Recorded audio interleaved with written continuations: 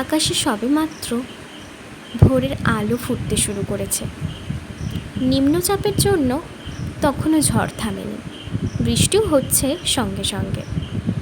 কিন্তু কি করব, প্রি প্ল্যান্ড যেতে তো হবে দীঘা। তাই বেশি না কিছু মনে করে উঠে পড়লাম বাসে, দেখি না কি হয়। তারপর আমরা দীঘা যাওয়ার বাসে উঠলাম। এইভাবেই ধীরে ধীরে বৃষ্টি বাদলের দিনে আমরা পৌঁছে গেলাম ওল্ড দীঘাতে।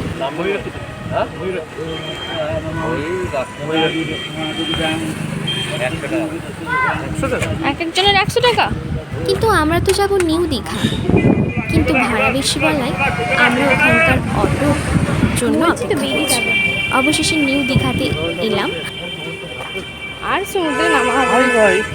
অবশেষে আমরা হোটেলে এসে পৌঁছালাম। এই হোটেলের রুমগুলো খুবই ভালো, আপনারা দেখতেই পাচ্ছেন, নিট অ্যান্ড ক্লিন।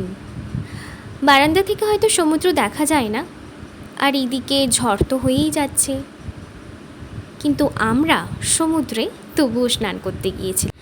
আমরা রেডি হয়ে গেলাম। আজকে এইটুকুই, আসি।